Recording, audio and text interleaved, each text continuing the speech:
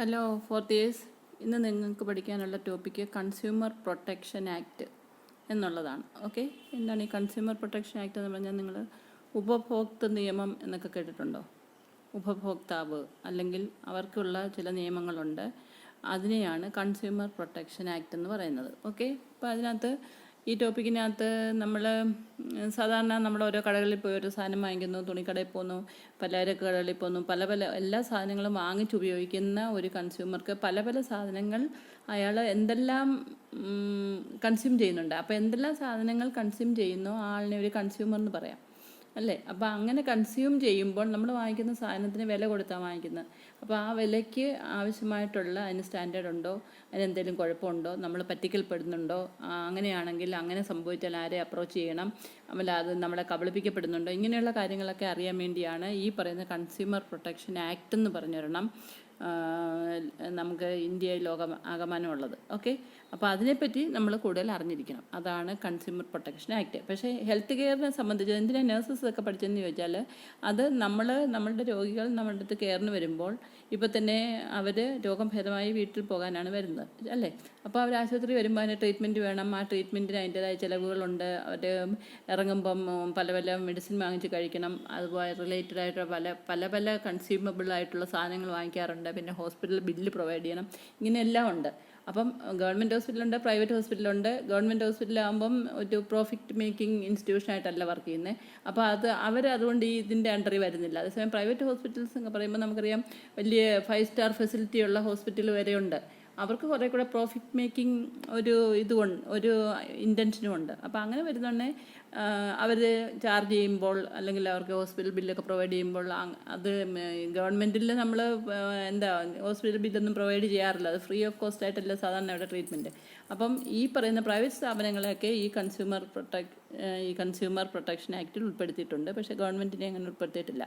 എന്തായാലും നമ്മൾ ഇതിനെപ്പറ്റി അറിഞ്ഞിരിക്കണം. കാരണം നമ്മൾ കൊടുക്കുന്ന അല്ലെങ്കിൽ അവർ ഒരു ആശുപത്രി വന്ന് കിടന്ന് ട്രീറ്റ്മെൻറ്റ് കഴിഞ്ഞ് ബില്ലൊക്കെ പേ ചെയ്തേച്ച് പോകുമ്പോൾ അതിനനുസൃതമായിട്ടുള്ള കെയർ അവർക്ക് കിട്ടിയിട്ടുണ്ടോ എന്നുള്ളത് പരിശോധിക്കാനുള്ള റൈറ്റ് പേഷ്യൻസിനും ബില്ല് പേ ചെയ്യുന്നവർക്കൊക്കെ ഉണ്ട്. അപ്പം നമ്മളെ സംബന്ധിച്ചിടത്തോളം നമ്മൾ പ്രൈവറ്റ് ഹോസ്പിറ്റലൊക്കെ വർക്ക് ചെയ്യുമ്പോഴും ഇങ്ങനെയുള്ള കാര്യങ്ങളൊക്കെ എന്താണ്, എങ്ങനെയാണ് അതിൻ്റെ സംവിധാനങ്ങൾ എന്നൊക്കെ നിങ്ങൾ അറിയണം.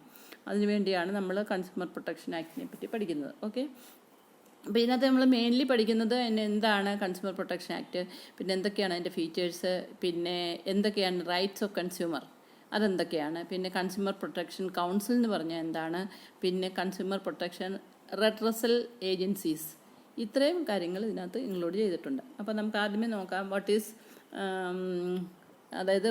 കൺസ്യൂമർ പ്രൊട്ടക്ഷൻ ആക്ട് എന്ന് ചോദിച്ചാൽ. അപ്പോൾ നമുക്കറിയാം പബ്ലിക്കിന് ഇപ്പോൾ പഴയതുപോലല്ല. പബ്ലിക് എല്ലാം വളരെ ഹെൽത്ത് കോൺഷ്യസ് ആണ്. അവരുടെ റൈറ്റ് ഫോർ ഹെൽത്ത് അല്ലെങ്കിൽ റൈറ്റ് ഫോർ ട്രീറ്റ്മെൻറ്റ് ഇതിനെപ്പറ്റിയൊക്കെ പഴയ ആൾക്കാരെക്കാട്ടി നല്ല അവെയറാണ്. So we can say that the public is now better aware than in the past about their right in health care, അല്ലേ? ഇപ്പോൾ ഒരു ആശുപത്രിയിൽ പോയി കഴിഞ്ഞാൽ നമ്മളിപ്പോൾ ചിൽഡ്രൻ റൈറ്റൊക്കെ നമ്മൾ പഠിക്കുന്ന പോലെ തന്നെ ഈവൻ അഡൾട്ട്സിൻ്റെ right for health care and എന്തെല്ലാം കാര്യങ്ങൾ പരിഗണിക്കപ്പെടണം, അല്ലെങ്കിൽ നമുക്ക് ഹെൽത്ത് കെയർ ഫെസിലിറ്റി തരേണ്ടത് ആരാണ്, അല്ലെങ്കിൽ അവരെങ്ങനെയൊക്കെ ആയിരിക്കണം നമുക്ക് കെയർ തരേണ്ടത് നമ്മൾ ട്രീറ്റ്മെൻറ്റിന് പോയാൽ, അല്ലെങ്കിൽ എത്രമാത്രം ഒരു വ്യക്തി ഹെൽത്ത് കോൺഷ്യസ് ആണോ അയാൾ അത്രമാത്രം കാര്യകാരണ സഹിതം ഇതിനെപ്പറ്റി ചോദിക്കുകയും ഒക്കെ ചെയ്യും. അപ്പോൾ അങ്ങനെ വരുന്നുണ്ടെങ്കിൽ അവർക്ക് ഹെൽത്ത് കോൺഷ്യസ്നെസ് കൂടുതലുണ്ട്. ആരോഗ്യം എങ്ങനെ പരിപാലിക്കപ്പെടണമെന്നുള്ള നോളജ് പോലും ഇപ്പോഴത്തെ ആൾക്കാർക്ക് പഴയ ആൾക്കാരെക്കാട്ടി വളരെ കൂടുതലാണ്, അല്ലേ? ഇപ്പം നമുക്ക് മീഡിയകളുണ്ട്, മാഗസീൻസൊക്കെ പണ്ട് കിട്ടത്തില്ലായിരുന്നു. ഇപ്പം ചാനലുണ്ട്, ഡിഫറെൻറ്റ് ചാനലിലും അവരുടേതായ ഹെൽത്ത് കെയറിനെ പറ്റി ഡിസ്കസ് ചെയ്യുന്ന സമയങ്ങളുണ്ട്. പല പല ഡോക്ടേഴ്സ് വന്ന് ഡിസ്കസ് ചെയ്യുന്നു. ഇപ്പോൾ തന്നെ ഈ കോവിഡ് സമയത്ത് തന്നെ ഒരു ദിവസം നമ്മൾ ചാനൽ നോക്കിക്കഴിഞ്ഞാൽ പല ചാനലിലും പല പല പ്രിക്കോഷണറി മെഷേഴ്സും അല്ലെങ്കിൽ അതിനെപ്പറ്റി എന്തെല്ലാം കോംപ്ലിക്കേഷൻസ് വരാം, എന്തൊക്കെ അതിൻ്റെ പ്രിവെൻറ്റീവ് മെഷേഴ്സ് ആണെങ്കിലും പബ്ലിക് എന്തൊക്കെ കൺസിഡർ ചെയ്യണം, എന്തൊക്കെ സൂക്ഷിക്കണം, ഇങ്ങനെയൊക്കെ ഒരു ദിവസം തന്നെ 2-3 ഡോക്ടേഴ്സൊക്കെ പറയാറുണ്ട്. അപ്പോൾ അങ്ങനെ മനുഷ്യൻ്റെ ഹെൽത്ത് അവെയർനെസ് ഒരുപാട് കൂടിയിരിക്കുന്ന സാഹചര്യം ആയതുകൊണ്ട് എന്തെങ്കിലും അവർക്ക് കിട്ടുന്ന ഹെൽത്ത് കെയറിൽ ഒരു ന്യൂനതയോ എല്ലാം കണ്ടാൽ അവർ ക്വസ്റ്റ്യൻ ചെയ്യാനുള്ള റൈറ്റും പബ്ലിക്കിന് ഇപ്പം വളരെയധികം ഉണ്ട് മുമ്പത്തേക്കാട്ടിലും. മനസ്സിലായോ? അപ്പോൾ അങ്ങനെ വരുമ്പോൾ അതുകൊണ്ടാണ് പറയുന്നത് public is now better aware than in the past about their right in health care. And consumer protection act was passed by the government of India in 1986 to protect the interest of consumers. എന്ന് പറഞ്ഞാൽ ഈ പറയുന്ന ഇങ്ങനെ ഒരു അവസ്ഥ വന്നപ്പോൾ, അതായത് ആൾക്കാർ ഒത്തിരി ഹെൽത്ത് കോൺഷ്യസ് ആയിരുന്നു, അവർ കൊടുക്കുന്ന ചാർജിനനുസരിച്ച് ട്രീറ്റ്മെൻ്റ് ഒന്നും കിട്ടുന്നില്ല, അങ്ങനെയൊക്കെയുള്ള ഒരു സംശയവും ഒരു ക്രിറ്റിസിസം ഒക്കെ വന്നപ്പോൾ അത് ഗവൺമെൻറ്റിൻ്റെ അടുത്ത് പല പല പരാതികളായിട്ടൊക്കെ ചെന്നിരിക്കുക. അപ്പം അങ്ങനെ വന്നപ്പോൾ ഗവൺമെൻറ് തന്നെ കൺസ്യൂമറിൻ്റെ ഇൻട്രസ്റ്റ് കീപ്പപ്പ് ചെയ്യാൻ വേണ്ടി ഉണ്ടാക്കിയ ഒരു നിയമമാണ് consumer protection act, which was enacted in the year 1986. അല്ലേ? അത് അതിൻ്റെ ഉദ്ദേശം എന്ന് വെച്ചാൽ it is for the interest of the consumer. Okay. പിന്നെ it focus on consumer justice through establishment of consumer councils. മനസ്സിലായി? അത് എങ്ങനെയാണ് ഇത് ഇംപ്ലിമെൻറ്റ് ചെയ്ത് ഈ കൺസ്യൂമറിന് ജസ്റ്റിസ് കൊടുക്കണം, അതായത് ഉപഭോക്താവിന് നീതി കിട്ടിയിരിക്കണം എന്നുള്ള ഉദ്ദേശത്തോടു കൂടിയാണ് ഈ കൺസ്യൂമർ പ്രൊട്ടക്ഷൻ ആക്ട്. അതിനകത്ത് ആ വേർഡിൽ തന്നെ ഉണ്ടല്ലോ, കൺസ്യൂമറിൻ്റെ പ്രൊട്ടക്ഷന് വേണ്ടിയുള്ള ഒരു ആക്റ്റാണ് കൺസ്യൂമർ പ്രൊട്ടക്ഷൻ ആക്ട്. അതായത് കൺസ്യൂമറിന് നീതി കിട്ടിയിരിക്കണം എന്നുള്ളതാണ് ഇതിൻ്റെ ഉദ്ദേശം. അപ്പോൾ ആ ഉദ്ദേശത്തോടു കൂടിയാണ് India government 1986 consumer protection act അല്ലെങ്കിൽ CPA എന്ന് ഷോർട്ട് ഫോമിൽ അറിയപ്പെടുന്ന ആക്ട് ഉണ്ടാക്കിയത്. ഓക്കെ. പിന്നെ ഇനി എന്തൊക്കെയാണ് ഈ ആക്ടിൻ്റെ ആസ്പെക്റ്റ് ഇമ്പോർട്ടൻറ്റ് കാര്യങ്ങളെന്ന് നമുക്ക് നോക്കാം. First one, in health care delivery patient is the consumer. അതായത് നമ്മളിപ്പം ഞാൻ നേരത്തെ പറഞ്ഞില്ല, കടകളിൽ പോയി സാധനം മേടിക്കും. ഇപ്പോൾ നമ്മളൊരു കടയിൽ പോയി, തുണിക്കടയിൽ പോയി ഒരു സാധനം മേടിച്ചു, അല്ലെങ്കിൽ നമ്മൾ ഇപ്പോൾ ഫോർ എക്സാമ്പിൾ ഒരു സാരി തന്നെ മേടിച്ചെന്നിരിക്കട്ടെ, ഒരു 1000 രൂപ കൊടുത്തൊരു സാരി മേടിച്ചു. വീട്ടിൽ കൊണ്ടുവന്ന് കഴിഞ്ഞപ്പോൾ ഒരു പക്ഷേ ആ സാരിക്ക് ആ 1000 രൂപയുടെ വാലിഡിറ്റി ഇല്ല. അല്ലെങ്കിൽ ചിലപ്പോൾ നമ്മൾ കഴുകാനെടുക്കുമ്പോഴൊക്കെ കഴിയുമ്പോഴായിരിക്കും അതിൻ്റെ കളറെല്ലാം പോകുന്നു, അത് ഫെയ്ഡായി കഴിയുന്നു. അപ്പോൾ നമ്മൾ ഓർക്കും, ദൈവമേ 1000 രൂപ കൊടുത്ത് വാങ്ങിച്ച ഈ സാരി അത്രയും അതിന് ആ കാശിനുള്ള വർത്തി സാരിക്കില്ല എന്ന് നമുക്ക് തോന്നാം. മനസ്സിലായോ? പക്ഷേ നമ്മൾ അങ്ങനെയുള്ള ചില കാര്യങ്ങളിൽ ഡൗട്ട് തോന്നുമ്പോൾ നമ്മൾ കൺസ്യൂമർ സാറ്റിസ്ഫൈഡ് അല്ലെങ്കിൽ, അയാൾ സംതൃപ്തനല്ല, അയാൾ കൊടുത്ത വിലയ്ക്കാണ് ആ സാധനം കിട്ടിയത്, സംതൃപ്തനല്ലെങ്കിൽ അയാൾക്ക് ആ പറയുന്ന ഏത് കടയിൽ നിന്നാണ് വാങ്ങിച്ചാൽ അവരെ പോയി അപ്രോച്ച് ചെയ്യാം. അല്ലേ? അപ്പം അങ്ങനെ വരുന്നുണ്ടേ അതിന് ചുമ്മാ നിങ്ങൾ സാരി കൊണ്ട് പോയാൽ പോരാ, അതിന് അതിൻ്റേതായ ചില രീതികളൊക്കെ ഉണ്ട്. അത് നമ്മൾക്ക് സാറ്റിസ്ഫൈഡ് അല്ല, അല്ലെങ്കിൽ നമ്മൾ പറ്റിക്കപ്പെട്ടു, കബളിപ്പിക്കപ്പെട്ടു, നമ്മൾ കൊടുത്ത കാശിന് വർത്തായിട്ടുള്ളൊരു സാധനമല്ല കിട്ടിയത്, അങ്ങനെയൊക്കെ വരുമ്പോൾ നമ്മൾ കടകളിൽ പോകുന്നതിന് കൺസ്യൂമറിന് അതിൻ്റേതായ ആക്റ്റും കാര്യങ്ങളും ഒക്കെ ഉണ്ട്. അതുപോലെ തന്നെയാണ് ഇവിടെ പേഷ്യൻ്റ് എന്ന് പറയുന്ന ആൾ രോഗിയായിട്ട് ആശുപത്രിയിൽ ചികിത്സയ്ക്ക് വന്നിരിക്കുന്നതാണ്. അപ്പോൾ അവർക്ക് ട്രീറ്റ്മെൻറ്റ് കിട്ടണം, രോഗി അവരെ കാണണം, ഡയഗ്നോസ് ചെയ്ത് കിട്ടി കഴിഞ്ഞ് ട്രീറ്റ്മെൻറ്റ് കിട്ടണം, രോഗഭേദമായി വീട്ടിൽ പോകണം. അപ്പോൾ ഇതിനകത്ത് ഒരുപാട് കാര്യങ്ങൾ ഇൻവോൾവ് ചെയ്തിട്ടില്ലേ. ഇപ്പോൾ നോക്കുന്ന ഡോക്ടർ എക്സ്പീരിയൻസ്ഡ് ആൻഡ് ഒരു ക്വാളിഫൈഡ് ഡോക്ടറാണെങ്കിൽ അദ്ദേഹത്തിന് പേഷ്യൻറ്റിനെ എക്സാമിൻ ചെയ്ത് ഇൻവെസ്റ്റിഗേഷൻ ഒക്കെ നടത്തുമ്പോൾ ഡയഗ്നോസിൽ എത്താൻ പറ്റും. അതേസമയം ശരിക്കൊന്നും പഠിക്കാത്ത ഒരാളാണ് ആശുപത്രിയിൽ ഇരിക്കുന്നതെങ്കിൽ, അയാൾ എക്സ്പീരിയൻസ് ഒന്നും ഇല്ല, ഫ്രഷറാണ്, അയാൾ സ്പെഷ്യലിസ്റ്റ് അല്ല എങ്കിൽ ഒരുപക്ഷെ അയാൾക്കത് ഡയഗ്നോസ് ചെയ്യാൻ താമസം എടുത്തിയേക്കാം, അല്ലെങ്കിൽ അയാൾ ചെയ്യുന്ന ഡയഗ്നോസിസ് ഒരുപക്ഷെ കറക്റ്റ് അല്ലായിരിക്കാം. അപ്പം അങ്ങനെ വരുമ്പോൾ പേഷ്യൻറ്റിന് കിട്ടുന്ന ട്രീറ്റ്മെൻറ്റും ഓക്കെ ആകണമെന്നില്ലല്ലോ, ഇല്ലേ? അപ്പോൾ തന്നെയല്ല, ഇപ്പോൾ തന്നെയാണെങ്കിൽ ഒരു ഹോസ്പിറ്റലിൽ കിടക്കുന്നു, പ്രൈവറ്റ് ഹോസ്പിറ്റലാണ്, അവർ റെൻറ്റ് ഇത്ര മാത്രം ചാർജ് ചെയ്യുന്നു, മറ്റുള്ള ഹോസ്പിറ്റലിലൊന്നും അത്രയും റെൻറ്റ് ഇല്ല, അല്ലെങ്കിൽ ആ പറയുന്ന കൊടുക്കുന്ന റെൻറ്റിന് അനുസൃതമായിട്ടുള്ള കംഫർട്ട് കിട്ടത്തക്ക റൂമാണോ, അങ്ങനെയൊക്കെയുള്ള ഒരുപാട് കാര്യങ്ങൾ ഒരു ആശുപത്രിയിലുണ്ട്. പിന്നെ കിട്ടുന്ന മെഡിസിൻ എല്ലാം തന്നെ അതിനകത്ത് കുഴപ്പമൊന്നുമില്ലാത്ത, നമ്മൾ കൗണ്ടർ ഫിറ്റ് മെഡിസിൻ എന്ന് പറഞ്ഞ് ചില മെഡിസിനൊക്കെ ഉണ്ട്. അതായത് ടാബ്ലറ്റ് ഫോമിലിരിക്കും, അതിനകത്ത് വല്ല മാവോ കാര്യങ്ങളോ ഒക്കെ ആയിരിക്കും, അതിനകത്ത് കെമിക്കൽസിൻ്റെ കണ്ടൻറ്റ് കുറവായിരിക്കും. അങ്ങനെയുള്ള കൗണ്ടർ ഫിറ്റ് മെഡിസിൻസ് ഒക്കെ, അങ്ങനെയുള്ള ഒരു പക്ഷേ എങ്ങനെയെങ്കിലും ഈ ആശുപത്രിക്കാർ ഫാർമസിയിൽ ഏതെങ്കിലും ഫാർമസിക്ക് കമ്പനിയായിട്ട് കബളിപ്പിക്കപ്പെടാം. അപ്പോൾ അത് കഴിക്കുന്ന പേഷ്യൻസ് ഒരു പക്ഷേ ആ മെഡിസിൻ കഴിക്കുന്നതുകൊണ്ട് ഇഫക്റ്റ് ഇല്ലാതെ വരാം. അങ്ങനെയൊക്കെ ഒരുപാട് കാര്യങ്ങളിൽ ജെന്യുവിൻലി അല്ലാതെ ഒരു വ്യക്തി എക്സ്പ്ലോയിറ്റഡ് ആകാനുള്ള സാധ്യതയുണ്ട്. അതായത് നമ്മൾ കൊടുക്കുന്ന വിലയ്ക്ക് അനുസൃതമായിട്ട് ക്വാളിറ്റി ഉള്ള ഒരു സാധനമല്ല നമ്മൾ കൺസ്യൂം ചെയ്യുന്നതെങ്കിൽ നമ്മൾ അവിടെ കബളിപ്പിക്കപ്പെടുമെന്നൊക്കെയാണ് പറയുന്നത്, അല്ലേ? അതിനെ പറയാം. ഇപ്പോൾ ഇതിനകത്ത് under this act the consumer can complain in a redressal form എന്ന് പറഞ്ഞാൽ, ഇങ്ങനെയുള്ള എന്തെങ്കിലും സംതൃപ്തനല്ലെങ്കിൽ, കൊടുക്കുന്ന കാശിനനുസരിച്ചുള്ള ഒരു സ്റ്റാൻഡർഡൈസ്ഡ് സാധനമാണ് നമുക്ക് കിട്ടാത്തത്, അല്ലെ നമുക്ക് കെയർ എന്നുള്ള രീതിയിൽ കിട്ടുന്നതെങ്കിൽ, നമ്മൾ ആ ഒരു കൺസ്യൂമർ അതിനകത്ത് സാറ്റിസ്ഫൈഡ് അല്ലെങ്കിൽ അയാൾക്ക് പോയി ഒരു റെക്രസൽ ഫോം എന്നും പറഞ്ഞൊരു കാര്യമുണ്ട്. അതിനെ അപ്രോച്ച് ചെയ്താൽ അവർ അതിൻ്റേതായ എങ്ങനെയാണത് സെറ്റിൽ ചെയ്യേണ്ടതെന്ന് അവർക്കറിയാം, നിയമം അനുസരിച്ച് സെറ്റിൽ ചെയ്യും. അപ്പോൾ അതിനകത്ത് 2 പാർട്ടികളുണ്ട്. അതായത് നമ്മൾ ഈ കംപ്ലയിൻറ്റും കൊണ്ട് പോകുന്ന ആളും ആർക്ക് എഗെയിൻസ്റ്റ് ആണോ കംപ്ലയിൻറ്റ് നമ്മൾ കൊടുക്കുന്നത്, അങ്ങനെ. അപ്പോൾ 2 കക്ഷികൾ അതിനകത്തുണ്ടല്ലോ, വാദിയും പ്രതിയും ഉണ്ട്. അപ്പോൾ അങ്ങനെ വരുമ്പോൾ അവരുടെ ഈ ഡിസ്പ്യൂട്ടെന്ന് അതിന് പറയും. കാരണം ഇവർ തമ്മിലുള്ള ആ ഒരു ഡിസ്പ്യൂട്ടിനെ എങ്ങനെ സെറ്റിൽ ചെയ്യണമെന്നുള്ളത് തീരുമാനിക്കുന്നത് എപ്പോഴും ഈ പറയുന്ന കൺസ്യൂമർ പ്രൊട്ടക്ഷൻ ആക്ട് വഴി കഴിയും. അതിന് പല പല സംവിധാനങ്ങളുണ്ട് അതിനകത്ത്. അതാണ് കൺസ്യൂമർ പ്രൊട്ടക്ഷൻ ആക്ടിൻ്റെ ഒരു ഇമ്പോർട്ടൻറ്റ് ഫീച്ചർ. അപ്പം under this act the consumer can complain A redressal forum, then the patient can make complaint in a redressal forum about defective care provided. അതായത് ഒരു പേഷ്യൻറ്റിന് കിട്ടുന്ന കെയർ ഡിഫക്റ്റീവാണ്, അല്ലെങ്കിൽ എന്ത് ചെയ്ത പ്രൊസീജിയറിനകത്ത് എന്തെങ്കിലും കുഴപ്പമുണ്ട്, അല്ലെങ്കിൽ ഏതെങ്കിലും കാരണവശാൽ അയാൾക്ക് ഡിഫക്റ്റീവായിട്ടുള്ള അല്ലെങ്കിൽ നെഗ്ലിജൻസോ അല്ലെങ്കിൽ വേണ്ട കെയർ കിട്ടിയില്ല, അല്ലെങ്കിൽ കൊടുത്ത കെയർ പ്രോപ്പർലി അല്ല, അല്ലെങ്കിൽ ആ എക്സിക്യൂട്ട് ചെയ്ത കെയറിൽ എന്തെങ്കിലും കംപ്ലയിൻ്റ് ഉണ്ടായി, ഒരു പക്ഷേ മരുന്ന് മാറിക്കൊടുക്കുമോ, അങ്ങനെയൊക്കെ സംഭവിക്കാമല്ലോ ആശുപത്രിയിൽ അല്ലേ. അപ്പോൾ ഒരു പക്ഷേ ഇഞ്ചക്ഷൻ എടുത്തെടുത്ത് ആപ്സിസ് ഉണ്ടാകുക, അല്ലെങ്കിൽ പ്രോപ്പർ സൈറ്റിലല്ല കുത്തിയത്, അങ്ങനെ ഒരുപാട് അല്ലെങ്കിൽ വേണ്ട നെഗ്ലിജൻസ് കൊടുത്തില്ല, അല്ലെങ്കിൽ ഒരു പേഷ്യൻ്റ് അൺകോൺഷ്യസ് ആയിരുന്നു, സൈട്രയിൽഡ് ബെഡിൽ കിടത്തേണ്ടതായിരുന്നു, അല്ലെങ്കിൽ ഒരു ചെറിയ കുട്ടിയായിരുന്നു, ആ കുട്ടി മറിഞ്ഞു വീഴാതിരിക്കാൻ വേണ്ടി റെയിൽഡ് കോട്ടിൽ കിടത്തണമായിരുന്നു, അതിനെ അങ്ങനെ കിടത്തിയില്ല, കുട്ടി മറിഞ്ഞു വീണു, ഹെഡ് ഇഞ്ചുറി ഉണ്ടായി. അപ്പോൾ ഇതൊക്കെ നെഗ്ലിജൻസ് കൊണ്ട് സംഭവിക്കാമെന്നാണ്. അപ്പോൾ അങ്ങനെ വരുന്നുണ്ട് ഒരു പേഷ്യൻറ്റിന് തീർച്ചയായിട്ടും ആ ഒരു it is the negligence on the part of A care giver അല്ലെങ്കിൽ ഹോസ്പിറ്റൽ അതോറിറ്റി. അപ്പോൾ അങ്ങനെ അവർ വരുമ്പോൾ അവർ കംപ്ലൈൻറ്റും കൊണ്ട് ഈ പറയുന്ന റെഡ്രസൽ എന്ന് പറയുന്ന ആ പ്രത്യേക സംവിധാനത്തെ ഏർക്കുമ്പോൾ അവരാണ് ഇങ്ങനെയുള്ള കാര്യങ്ങൾ സെറ്റിൽ ചെയ്യുന്നത്. മനസ്സിലായോ? അതാണ് ഇത് പറയുന്നത്. Patient can make complaint in a redressal form about defective care provided. മനസ്സിലായോ? പിന്നെ private hospitals comes under the provision of consumer protection act, whereas government hospitals do not come under this act. ഈ പറയുന്ന private hospitals അതായത് അവർ profit making ആണ്, അവരൊത്തിരി charge ചെയ്തിട്ടാണ് പേഷ്യൻസിനെ discharge ചെയ്ത് വിടുന്നതും ഹോസ്പിറ്റലിലെ ബില്ലും ഒക്കെ പേ ചെയ്യണം. പല ഹെഡിങ്സിലാണ് നമ്മൾ പ്രൈവറ്റിലൊക്കെ ചെന്ന് കഴിഞ്ഞാൽ അവർ ഹോസ്പിറ്റൽ ബില്ല് ചോദിക്കുന്നത്. അപ്പോൾ അതിനകത്ത് ഈ കൺസ്യൂമർ പ്രൊട്ടക്ഷൻ്റെ ഭാഗമായിട്ടും അവർ ഒരു പെർസെൻറ്റേജ് അവരുടെ അവിടെ കൊടുക്കുന്നുണ്ടായിരിക്കും. അതേസമയം ഗവൺമെൻറ് ഹോസ്പിറ്റൽ എന്ന് പറയുന്നത് ഈ പറയുന്ന കൺസ്യൂമർ പ്രൊട്ടക്ഷൻ ആക്ടിൻ്റെ പെർവ്യൂവിൽ വരുന്നില്ല. കാരണം അവർ കൂടുതലും ഫ്രീ ഓഫ് കോസ്റ്റ് ആയിട്ടാണ് ട്രീറ്റ്മെൻറ്റ് കൊടുക്കുന്നത്. തന്നെയല്ല അവിടെ വലിയ ബില്ലും പേയ്മെൻറ്റും ഒന്നും അടയ്ക്കുന്നില്ലല്ലോ. അപ്പോൾ അങ്ങനെ വരുന്നുണ്ടെങ്കിൽ government hospitals are not coming under the purview of consumer protection act, whereas the private hospital is coming under the provision of consumer protection act. Okay. പിന്നെ the concept of act is if a wrong commitment is done while giving care, the caregiver must pay for it. അങ്ങനെയാണ്.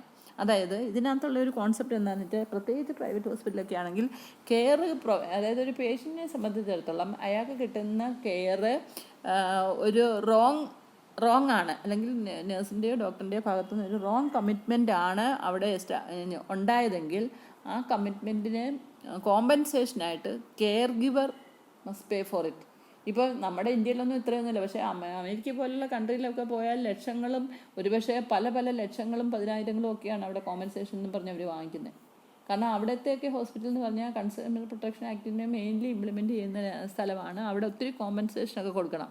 അതായത് ഇപ്പോൾ ഏതെങ്കിലും കാരണവശാൽ ഒരാൾക്ക് പിന്നെ ട്യൂണിക്ക് കാണാൻ എവിടെയെങ്കിലും കെട്ടിവെച്ചിരുന്നതായിരിക്കാം, എന്തെങ്കിലും ഒരു തെറാപ്യൂട്ടിക് മൊഡാലിറ്റിയുടെ ഭാഗമായിട്ട് ആ ട്യൂണിക്ക് സമയത്ത് റിലീവ് ചെയ്തില്ല, ഒരുപക്ഷെ നേഴ്സോ ഡോക്ടറോ ആരെങ്കിലും സമയത്ത് അത് റിലീസ് ചെയ്യാൻ മറന്നുപോയെങ്കിൽ ഒരു കാല് ഗാംഗ്രീനായി പോയി അത് ആംബ്യൂട്ടേറ്റ് ചെയ്യേണ്ടിയൊക്കെ വരുന്നെങ്കിൽ ഒന്ന് ആലോചിച്ച് നോക്കി. ഒരു വ്യക്തിയുടെ ജീവിതത്തിൽ ടോട്ടലി എഫക്റ്റ് ചെയ്യുന്നൊരു കാര്യമല്ലോ ഒരാളുടെ കാല് നഷ്ടപ്പെടുക because of the negligence on the part of the care giver എന്ന് പറഞ്ഞാൽ.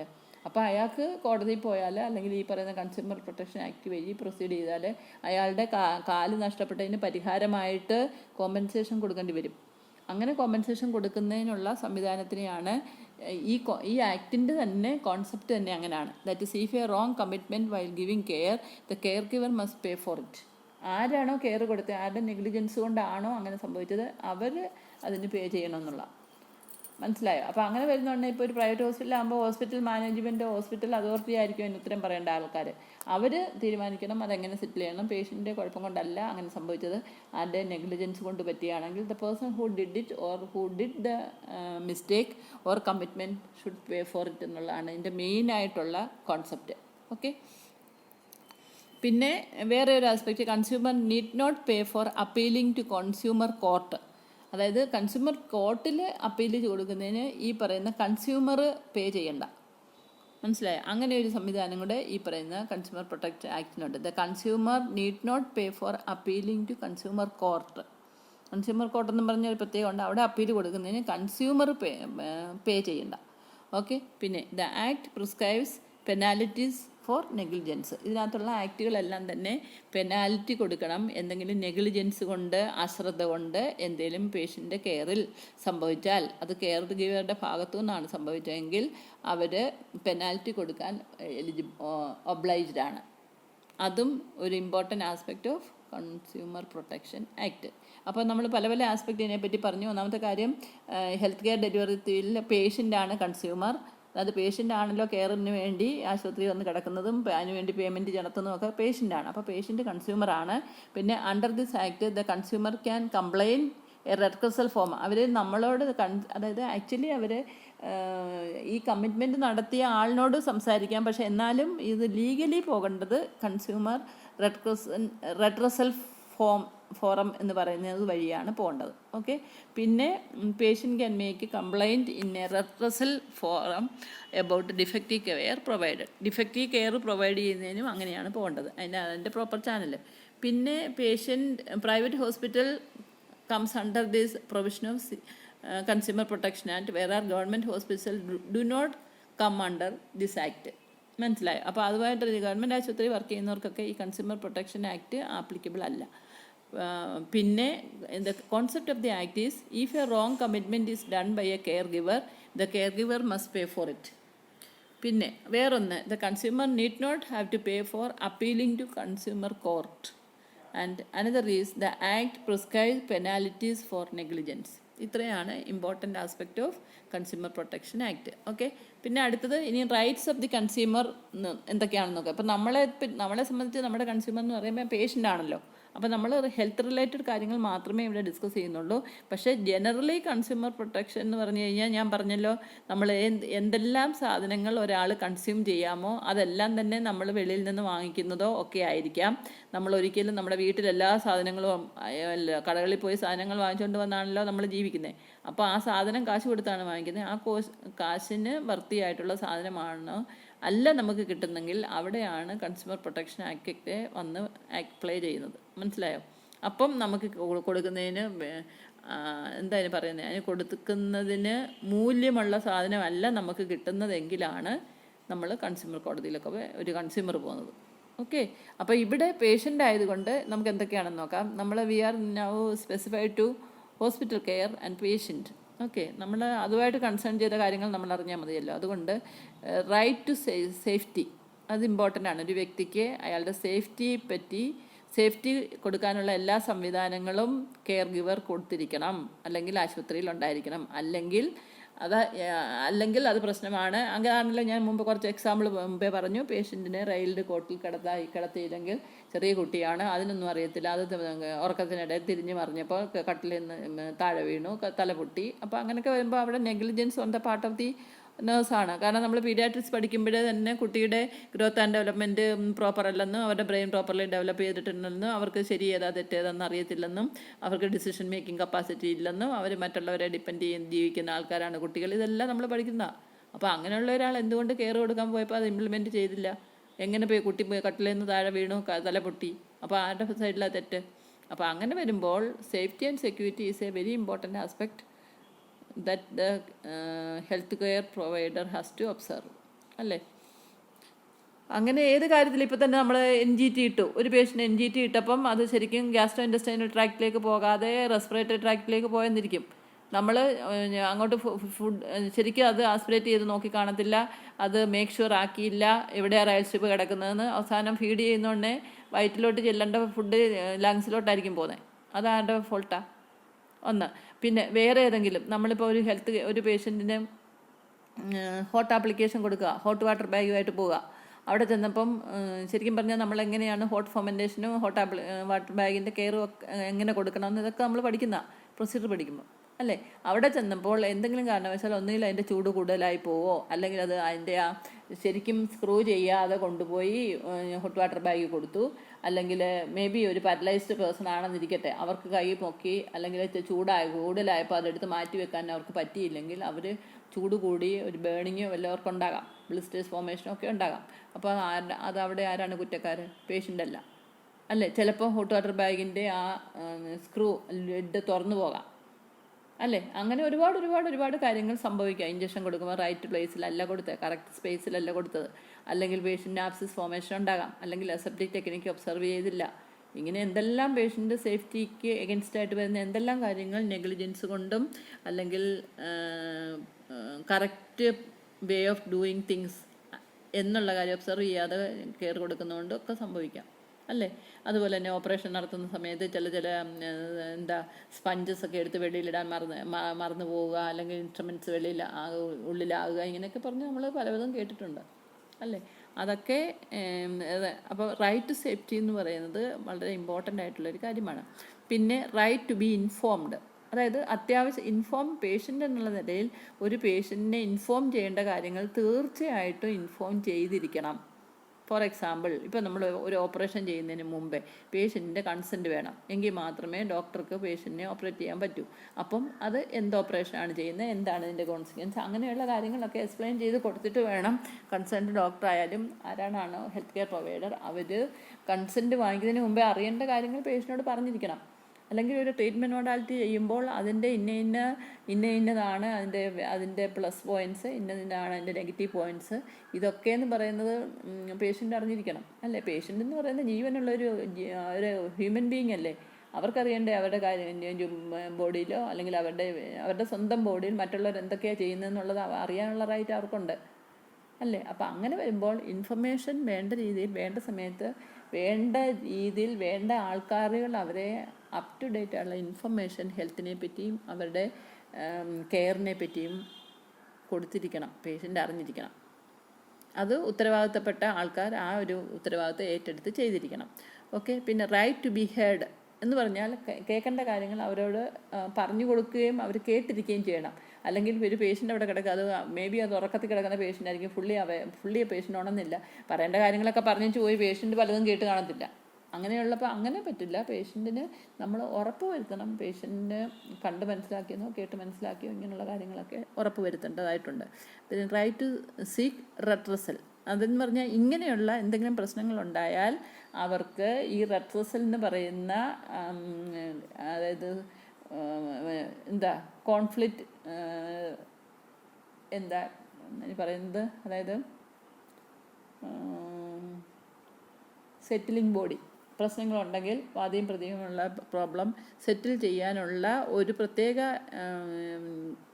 സംവിധാനമാണ് ഈ പറയുന്ന റെട്രസൽ എന്ന് പറയുന്നത്. അതിനെ അപ്രോച്ച് ചെയ്യാനുള്ള റൈറ്റ് വ്യക്തിക്കുണ്ട്. മനസ്സിലായോ? ഓരോ വ്യക്തിക്കും ഉണ്ട്, കൺസ്യൂമറിനും ഉണ്ട്. അത് വേറെ ഒരു റൈറ്റ് ഓഫ് കൺസ്യൂമറാണ്. പിന്നെ റൈറ്റ് ടു കൺസ്യൂമർ എഡ്യൂക്കേഷൻ, അതായത് ചില കാര്യങ്ങളിലൊക്കെ അത്യാവശ്യമായിട്ടുള്ള, ഇപ്പോൾ തന്നെ ഒരു ആശുപത്രിയിൽ കിടക്കുക, ആശുപത്രിയുടെ റൂൾസ് ആൻഡ് റെഗുലേഷൻ ഒന്നും ഒരുപക്ഷെ പേഷ്യൻ്റ് അറിയില്ലായിരിക്കാം. മനസ്സിലായോ? അപ്പോൾ അങ്ങനെ വരുന്നുണ്ടെങ്കിൽ അങ്ങനെയുള്ള പേഷ്യൻ്റ് അറിയേണ്ട കാര്യങ്ങൾ ആ ഹോസ്പിറ്റലിൻ്റെ സെറ്റിങ്സിനെ പറ്റി, rules and regulation, policy and procedure, ഇതിനെപ്പറ്റിയൊക്കെ തന്നെ പേഷ്യൻ്റ് അറിഞ്ഞിരിക്കണം. അപ്പോൾ പേഷ്യൻറ്റിന് ഒരു കാര്യത്തിൽ ചിലപ്പോൾ അത്യാവശ്യം ഒരു ഓറിയൻറ്റേഷൻ കൊടുക്കണം, അല്ലെങ്കിൽ അവർക്ക് പറയേണ്ട കാര്യങ്ങൾ അറിയേണ്ട കാര്യങ്ങൾ അറിഞ്ഞിരിക്കണം. അപ്പോൾ അവർക്ക് കൺസ്യൂമർ എഡ്യൂക്കേഷനിൽ കൂടെ, അല്ലെങ്കിൽ ഒരു വ്യക്തി അവർക്ക് വേണ്ട രീതിയിലുള്ള കെയർ കിട്ടണമെന്നും പറഞ്ഞ് പേ ചെയ്ത് കിടക്കുന്ന ഒരു പേഷ്യൻ്റ് ആണെങ്കിൽ അവർക്ക് എന്തെല്ലാം അവർക്ക് റൈറ്റ് ഉണ്ട്, ആ ആശുപത്രിയിൽ എന്തെല്ലാം അവരുടെ സാറ്റിസ്ഫൈ ചെയ്യാനുണ്ടെന്നുള്ളത് അവർക്ക് അറിയണം. അല്ലെ നിങ്ങളെ ഞങ്ങൾ ഇത്രയും ചാർജ് ചെയ്യുന്ന ഇന്ന റീസൺ കൊണ്ടാണെന്ന് അറിയാനുള്ള റൈറ്റ് അവർക്കുണ്ടല്ലോ. അല്ലെങ്കിൽ ഇതൊന്നും അറിയാതെ ചുമ്മാ അവർ പറയുന്ന പൈസ കൊടുത്തിട്ട് ഇന്ന് ഡിസ്ചാർജ് ആയി പോന്നാൽ മതിയോ? അല്ല. അപ്പോൾ അങ്ങനെ വരുന്നതുകൊണ്ട് റൈറ്റ് ടു കൺസ്യൂമർ എഡ്യൂക്കേഷനും വളരെയധികം ഇമ്പോർട്ടൻ്റ് ആണ്. അതായത് കൺസ്യൂമർക്ക് അറിയാൻ വയ്യാത്ത, കൺസ്യൂമർ അറിയേണ്ട ചില കാര്യങ്ങളെ പറ്റി അവരെ അവെയർ ആക്കണം. അതാണ് റൈറ്റ് ടു കൺസ്യൂമർ എഡ്യൂക്കേഷൻ എന്ന് പറയുന്നത്. അപ്പോൾ ഇത്രയും കാര്യങ്ങളും റൈറ്റ്സ് ഓഫ് ദ കൺസ്യൂമറാണ്. And for as the consumer means the patient. അപ്പോൾ ഈ പേഷ്യൻറ്റിനെ അറിയിക്കേണ്ട, അല്ലെങ്കിൽ പേഷ്യൻ്റ് അറിയേണ്ട പേഷ്യൻറ്റിൻ്റെ റൈറ്റ്സ് ആണ് ഈ പറഞ്ഞിരിക്കുന്ന 5 കാര്യങ്ങളും. Right to safety, right to be informed, right to be heard, right to seek redressal and right to consumer education. Okay. ഇനി അടുത്തത് കൺസ്യൂമർ പ്രൊട്ടക്ഷൻ കൗൺസിൽ. അതായത് ഞാൻ നേരത്തെ പറഞ്ഞല്ലോ, നമ്മൾ പല കമ്പോണൻ്റ് ഇതിൽ പഠിക്കാനുണ്ട്. അതിൽ ഇമ്പോർട്ടൻ്റ് ആയിട്ടാണ് കൺസ്യൂമർ പ്രൊട്ടക്ഷൻ കൗൺസിൽ എന്ന് പറഞ്ഞാൽ. So it is A central protection council and chairman is the minister in charge of the consumer affairs. അതായത് ഇതിനു വേണ്ടിയുള്ളൊരു പ്രത്യേക ബോഡിയാണ് കൺസ്യൂമർ പ്രൊട്ടക്ഷൻ കൗൺസിൽ എന്ന് പറയുന്നത്. ആ കൗൺസിൽ സെൻട്രലായിട്ട് പ്രവർത്തിക്കുന്ന ഒരു പ്രൊട്ടക്ഷൻ കൗൺസിലാണ്. അത് അതിൻ്റെ ചെയർമാൻ എപ്പോഴും minister in charge of the consumer affairs. അങ്ങനെ ആ കൺസ്യൂമർ അഫെയർസിന് വേണ്ടി ആ ഒരു തലത്തിലൊരു മിനിസ്റ്റർ കാണും. ആ മിനിസ്റ്റർ ആയിരിക്കും അതിൻ്റെ ചെയർമാൻ. ഓക്കെ. പിന്നെ ഈ പറയുന്ന കൗൺസിൽ വേറെ മെമ്പേഴ്സും ഒക്കെ ഉണ്ട്. അതുകൂടാതെ തന്നെ അവർക്ക് സാധാരണ ഈ കൗൺസിൽ മീറ്റ് ചെയ്യുന്ന വൺസ് ഇൻ ആൻ ഇയർ ആണ്. അപ്പോൾ അവർക്ക് അവരുടെ നിയമത്തിൽ തന്നെ പല അമെൻമെൻറ്റ് നടത്താനോ ഏതെങ്കിലും ലോങ് ടേം കംപ്ലയിൻ്റ് ഉണ്ടെങ്കിലോ അങ്ങനെയുള്ള കാര്യങ്ങളൊക്കെ തീരുമാനിക്കുന്നതിന് this council meets once in an year. Okay. പിന്നെ resolution of council is recommendatory എന്ന് പറഞ്ഞു കഴിഞ്ഞാൽ ഈ പറയുന്ന കൗൺസിലിരിക്കുന്ന ഇപ്പം തന്നെ അതിൻ്റെ ഒരു ചെയർമാൻ എന്ന് പറയുന്നത് ആരാണെന്ന് പറഞ്ഞല്ലോ, അതായത് മിനിസ്റ്റർ തന്നെയാണെന്ന് പറഞ്ഞു. അങ്ങനെ ഓരോ VIPs ഒരുപാട് ഇമ്പോർട്ടൻ്റ് ആയിട്ടുള്ള ഇതിനെപ്പറ്റി അറിവുള്ള ആൾക്കാരൊക്കെ ഈ കൗൺസിലുള്ളപ്പം അവരെടുക്കുന്ന തീരുമാനം യൂഷ്വലി റെക്കമെൻഡേറ്ററി ആണ് എന്ന് പറഞ്ഞു കഴിഞ്ഞാൽ അവർ ഇതിനെപ്പറ്റി പഠിച്ച് മനസ്സിലാക്കി അവരുടെ അവയർനെസ്സൊക്കെ ആയിട്ട് തട്ടിച്ച് ാണ് ഒരു റെസൊല്യൂഷൻ കൊണ്ടുവരുന്നതെങ്കിൽ ആ പറയുന്നത് അതിലും കൂടുതൽ തീരുമാനം എടുക്കാനുള്ള കഴിവുള്ള വേറെ ആരും കാണത്തില്ല. ഇതിപ്പോൾ ഒരാൾ മാത്രമല്ല, മിനിസ്റ്റർ തന്നെയല്ല, ഈ കൗൺസിൽ വേറെ പല മെമ്പേഴ്സും ഉണ്ട്. അപ്പോൾ അങ്ങനെ വരുന്നുണ്ടെങ്കിൽ അവരെല്ലാം കൂടെ എടുക്കുന്ന തീരുമാനം ഒരുപക്ഷെ ഫൈനലും റെക്കമെൻഡേറ്ററി ആകാം. ഓക്കെ. പിന്നെ അടുത്തത് കൺസ്യൂമർ പ്രൊട്ടക്ഷൻ റെഡ്രസൽ ഏജൻസീസ് ഏതൊക്കെയാണെന്ന് നോക്കാം. അപ്പോൾ അതിനകത്ത് ഈ പറയുന്ന the disputes under the act is resolved by 3-tier redressal system. അതായത് ഈ റെഡ്രസൽ സിസ്റ്റം എന്ന് പറയുന്ന ഏജൻസിയാണ് ഈ പറയുന്ന കോൺഫ്ലിക്റ്റ് അല്ലെങ്കിൽ കൺസ്യൂമറും അല്ലെങ്കിൽ അത് പ്രൊവൈഡ് ചെയ്യുന്ന ആ ഫെസിലിറ്റി പ്രൊവൈഡ് ചെയ്യുന്ന മറ്റേ പാർട്ടി ആരാണ്, ഇവർ തമ്മിലുള്ള ഈ പറയുന്ന ഡിസ്പ്യൂട്ട് എന്ന് തന്നെ പറയും. ഡിസ്പ്യൂട്ട് സെറ്റിൽ ചെയ്യാനുള്ള ഏജൻസികളിലാണ് നമ്മൾ റെഡ്രസൽ ഏജൻസീസ് എന്ന് പറയുന്നത്. ഇതിലെ റെഡ്രസൽ ഏജൻസീസ് എന്ന് പറയുമ്പോൾ അതൊരു 3-tier സിസ്റ്റമാണ്. 3-tier എന്ന് പറഞ്ഞാൽ 3 കമ്പോണൻസ് അതിനുണ്ട്. അതായത് district forum, state commission and national commission. ഇങ്ങനെ മൂന്ന് ടയറിലുള്ള സിസ്റ്റമാണ് റെഡ്രസൽ സിസ്റ്റം എന്ന് പറയുന്നത്. 3 തലങ്ങളിൽ, അതായത് district forum, state commission and national commission. മനസ്സിലായോ? ഇങ്ങനെ 3 തലങ്ങളിലാണ് ഇത് ഈ റെഡ്രസൽ ഏജൻസീസ് ഡീൽ ചെയ്യുന്നത്, ഇത് സെറ്റിൽ ചെയ്യാൻ വേണ്ടി. ഓക്കെ. പിന്നെയുള്ളത് ഡിസ്ട്രിക്ട് ഫോം എന്ന് പറയുമ്പോൾ അതിനകത്ത് അതാണ് ഏറ്റവും അടിയിലത്തെ ടയറിലുള്ള സിസ്റ്റത്തിലുള്ള ഏജൻസി.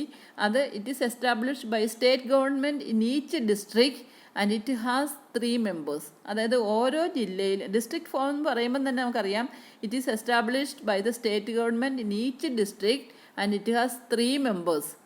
ആ 3 members ആരൊക്കെയാണെന്ന് ചോദിച്ചാൽ, ഒന്ന് ഡിസ്ട്രിക്ട് ജഡ്ജ് ആയിരിക്കും ഒരു member, and he will be the president. പിന്നെ an eminent person in the field of education, അതായത് വേറെ ഒരു ഫീൽഡ് ഓഫ് എഡ്യൂക്കേഷനിലൊക്കെ നല്ല അറിവും ബോധവും ഒക്കെ ഉള്ള ഒരു എമിനൻറ്റ് പേഴ്സൺ സെക്കൻഡ് പേഴ്സണാണ്. പിന്നൊരു ലേഡി സോഷ്യൽ വർക്കറും കൂടെ കാണും. അങ്ങനെ 3 പേരാണ് ഈ പറയുന്ന district ഫോറത്തിലുള്ളത്.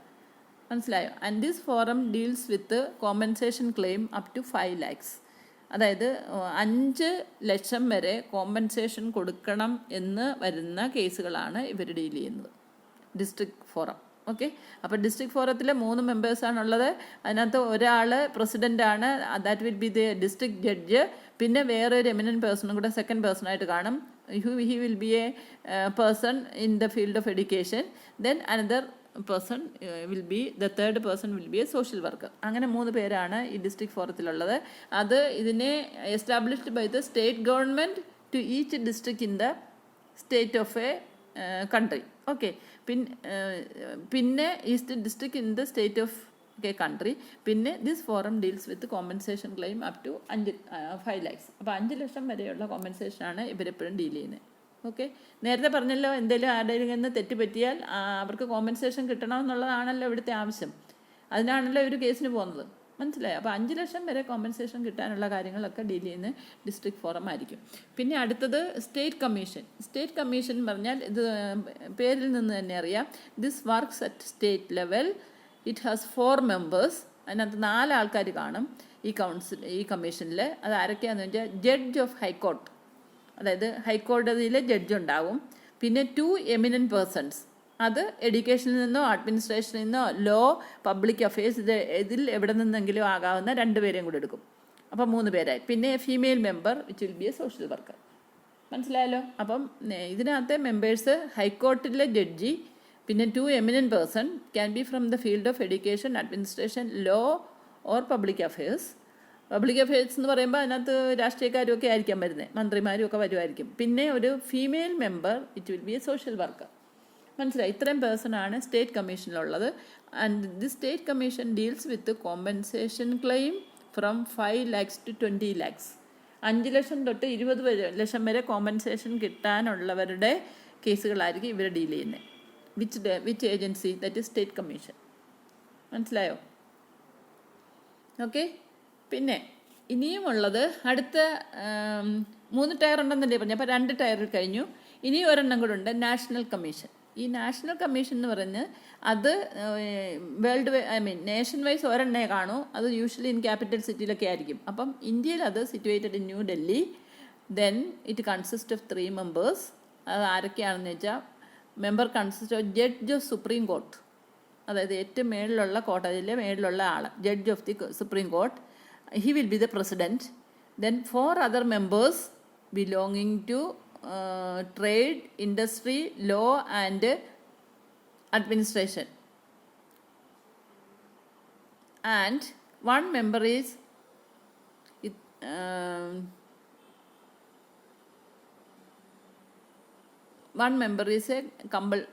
woman. One should be a woman, and woman should be a compulsory member. ഒരാൾ സ്ത്രീയുമായിരിക്കണം. മനസ്സിലായോ? അപ്പം this national commission deals with compensation above 20 lakhs. മനസ്സിലായി. It deals with compensation above 20 lakhs. അപ്പോൾ അതിനാണ് നമ്മൾ നാഷണൽ കമ്മീഷൻ എന്ന് പറയുന്നത്.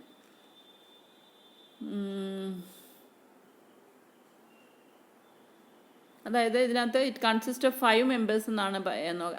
അതിനകത്താണ് ഒരാൾ ജഡ്ജ് ഓഫ് സുപ്രീം കോർട്ടാണ്. പിന്നെ 4 other members belonging to trade, industry, law and administration. ആ 4 പേരിൽ ഒരാളൊരു സ്ത്രീയും കൂടെ ആകണം. അപ്പോൾ അങ്ങനെയാണ് ടോട്ടൽ 5 persons വരുന്നത്. Okay. A woman is compulsory member. അതാണ്. അങ്ങനെ 5 members നാഷണൽ കമ്മീഷനിൽ ഉണ്ടാകണം.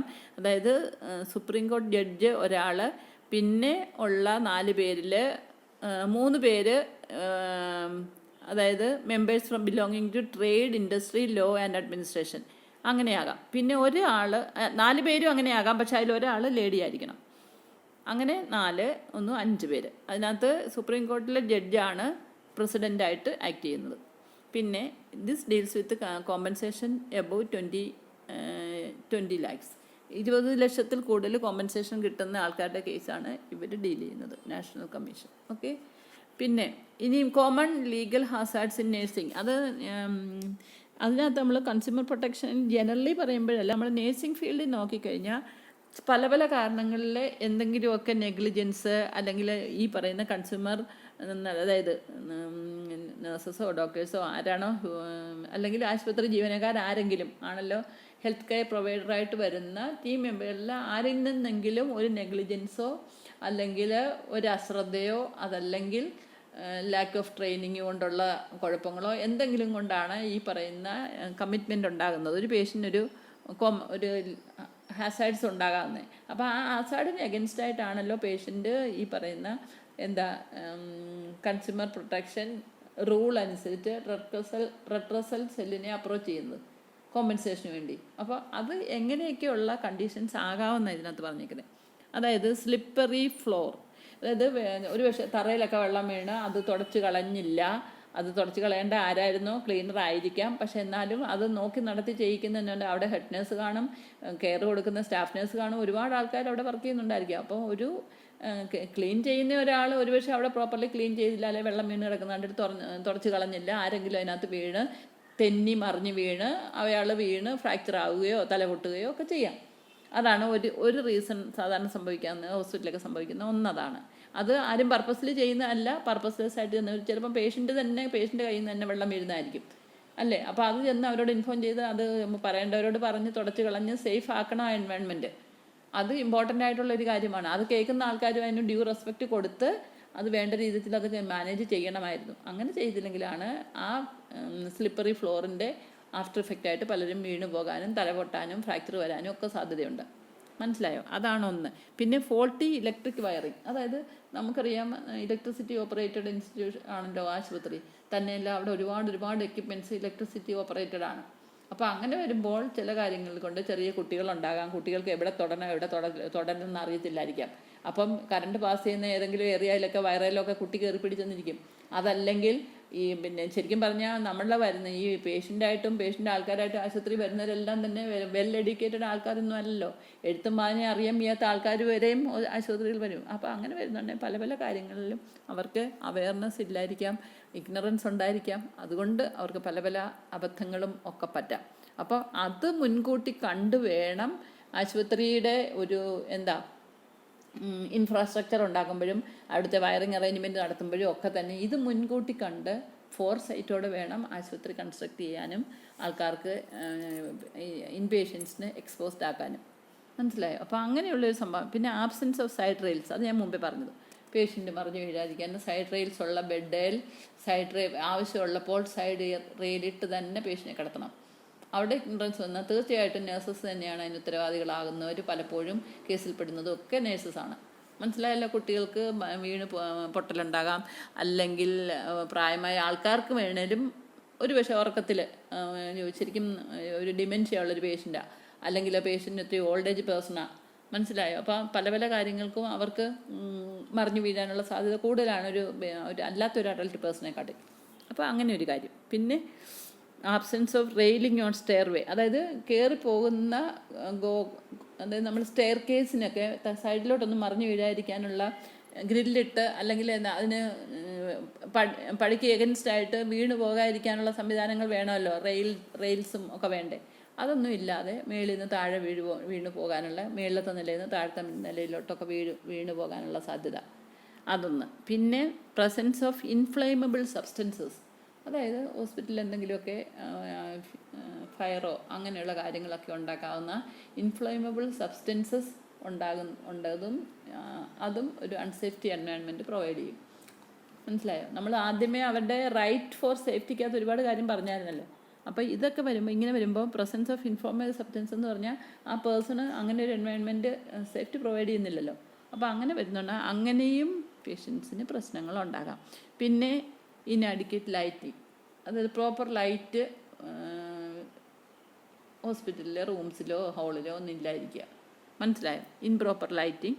Then inadequate protection from stray animals, അതായത് ഏതെങ്കിലുമൊക്കെ എപ്പോഴും നല്ലപോലെ മെയിൻ്റനൻസ് നടത്താത്ത ഹോസ്പിറ്റലിലൊക്കെ ആണെങ്കിൽ ചിലപ്പോൾ സ്റ്റെയർ കേസിൻ്റെ അണ്ടറിലൊക്കെ പൂച്ച വന്ന് കടിക്കുക, അല്ലെങ്കിൽ നായ വന്നിരിക്കുക, അവിടെ പ്രസവിച്ച് കുട്ടികൾ ഒത്തിരി ഉണ്ടാകുക, അത് കഴിഞ്ഞ് അവർ മറ്റുള്ളവരെ അറ്റാക്ക് ചെയ്യുക, ഇങ്ങനെയുള്ള കാര്യങ്ങളൊക്കെ ഉണ്ടാകും. നമ്മൾ ഈവൻ പാമ്പ് വരെ പിന്നെ മെഡിക്കൽ കോളേജിൽ നിന്ന് കയറി പേഷ്യൻറ്റിനെ കഴിച്ച ചരിത്രങ്ങൾ വരെ ഉണ്ട്. അപ്പോൾ അങ്ങനെയൊക്കെ വരുന്നതാണ് സ്ട്രേ ആനിമൽസും പേഷ്യൻസിന് ഒരു അൺസേഫ്റ്റി എൻവയോൺമെൻറ്റ് ഉണ്ടാക്കാവുന്നതാണ്.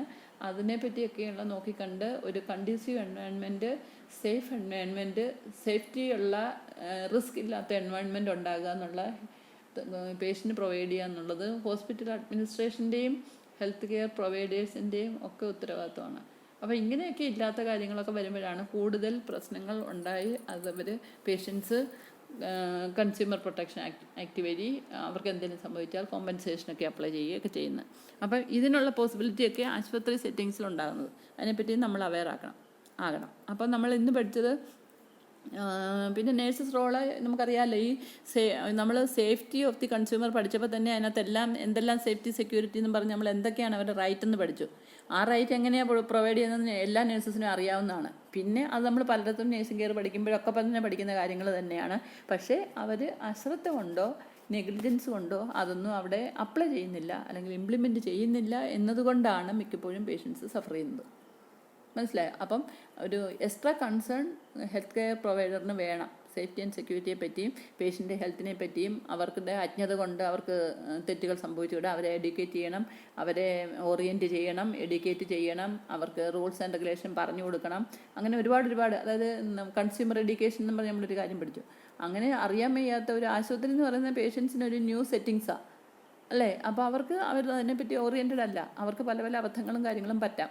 പിന്നെ ഇഗ്നറൻസ് ഓഫ് ദി അല്ലെങ്കിൽ നഴ്സസ്, അല്ലെങ്കിൽ എന്താ lack of consideration on the part of the hospital administrator, ഇങ്ങനെയൊക്കെയുള്ള കാര്യങ്ങളൊക്കെ കൊണ്ട് സംഭവിക്കാം. അല്ലെങ്കിൽ ഒരു നഴ്സ് സ്കിൽഡ് അല്ല, എക്സ്പീരിയൻസ്ഡ് അല്ല, അവരിൽ നിന്ന് അവരുടെ അജ്ഞത കൊണ്ടും പലതും പേഷ്യൻറ്റിന് സംഭവിക്കാം. അപ്പം എന്തു തന്നെയായാലും ഈ പറയുന്ന പേഷ്യൻ്റ് അല്ലാത്ത ഇങ്ങനെയുള്ള തെറ്റുകൊണ്ട് പേഷ്യൻ്റെ ആശുപത്രി ലൈഫിൽ വെച്ച് ഇങ്ങനെയുള്ള കാര്യങ്ങളൊക്കെ സംഭവിക്കുമ്പോഴാണ് നേഴ്സസും അല്ലെങ്കിൽ മറ്റ് ഹെൽത്ത് കെയർ പ്രൊവൈഡേഴ്സും പലപ്പോഴും പ്രോബ്ലത്തിലാകുന്നത്. ഓക്കെ, അപ്പോൾ അങ്ങനെ ഉള്ളപ്പം ഒരു ഡിസ്പ്യൂട്ട് പേഷ്യൻറ്റും ഹെൽത്ത് കെയർ പ്രൊവൈഡറും തമ്മിൽ ഉണ്ടാകുമ്പോൾ അത് സെറ്റിൽ ചെയ്യാൻ വേണ്ടിയുള്ള സംവിധാനത്തിൻ്റെ ഭാഗമാണ് കൺസ്യൂമർ പ്രൊട്ടക്ഷൻ ആക്ട്. മനസ്സിലായോ? അപ്പോൾ അതിനകത്ത് ഒരുപാട് നിയമങ്ങളും കാര്യങ്ങളും ഒക്കെ ഉണ്ട്. അതെങ്ങനെയാണ് ഇംപ്ലിമെൻറ്റ് ചെയ്യുന്നതിന് 3 ടയർ സിസ്റ്റം ഉണ്ടെന്ന് പറഞ്ഞു, 3 ലെവലിലുള്ള സിസ്റ്റം ഉണ്ട്, പിന്നെ കൗൺസിലുണ്ട്, ഇങ്ങനെയുള്ള കാര്യങ്ങളൊക്കെ നമ്മൾ പറഞ്ഞു അല്ലേ. അപ്പം ഇത്രയും കാര്യങ്ങളാണ് കോമൺ അല്ലെങ്കിൽ ലീഗൽ ഹസാർഡ്സ് ഇൻ നേഴ്സിംഗും നമ്മൾ പഠിച്ചു. അപ്പം നമ്മൾ what is consumer protection act എന്നുള്ളതും മനസ്സിലാക്കി. അപ്പം നമ്മൾ വർക്ക് ചെയ്യുമ്പോൾ തീർച്ചയായിട്ടും ഒരു ഹെൽത്ത് കെയർ പ്രൊവൈഡറായിട്ട് ഒരു ആശുപത്രിയിൽ പോയി അല്ലെങ്കിൽ ഒരു ഹോസ്പിറ്റലിൽ പോയി പേഷ്യൻ്റ് കെയർ കൊടുക്കുമ്പം ഇതെല്ലാം തന്നെ നമ്മളും അറിഞ്ഞിരിക്കണം. നമ്മളെവിടെ എങ്ങനെ പ്രവർത്തിക്കണം, എങ്ങനെയൊക്കെയാണ് എന്തൊക്കെയാണ് നമ്മൾ അറിയേണ്ട കാര്യം, എന്തൊക്കെയാണ് പേഷ്യൻ്റ് അറിയേണ്ട കാര്യം, നമുക്ക് എത്രമാത്രം കെയർ എടുത്ത് വേണം പേഷ്യൻറ്റിന് ഹെൽത്ത് കെയർ പ്രൊവൈഡ് ചെയ്യാമെന്നുള്ളതും നമുക്ക് നമ്മുടെ ഇമ്പോർട്ടൻറ്റ് റെസ്പോൺസിബിലിറ്റി ആണെന്നുള്ളത് നഴ്സസ് അറിഞ്ഞത്. അങ്ങനെയാണെങ്കിൽ നമുക്ക് തീർച്ചയായിട്ടും ഇങ്ങനെയുള്ള ഇതിലൊക്കെ അകപ്പെടാതെ രക്ഷ നേടാം. ഓക്കെ, അപ്പോൾ ഇതിനകത്ത് നമ്മൾ ഒരുപാട് കാര്യങ്ങൾ ഇത് ശരിക്കും പറഞ്ഞാൽ ഷോർട്ട് നോട്ടിനൊക്കെ മിക്കപ്പോഴും ക്വസ്റ്റ്യൻ പേപ്പറിൽ കണ്ടിട്ടുണ്ട്. അപ്പം അതാണ് കൺസ്യൂമർ പ്രൊട്ടക്ഷൻ ആക്ട്. ഓക്കെ, അപ്പോൾ ഇന്ന് നമ്മൾ അതിൻ്റെ ഡിഫറെൻ്റ് ആസ്പെക്റ്റൊക്കെ പഠിച്ചു.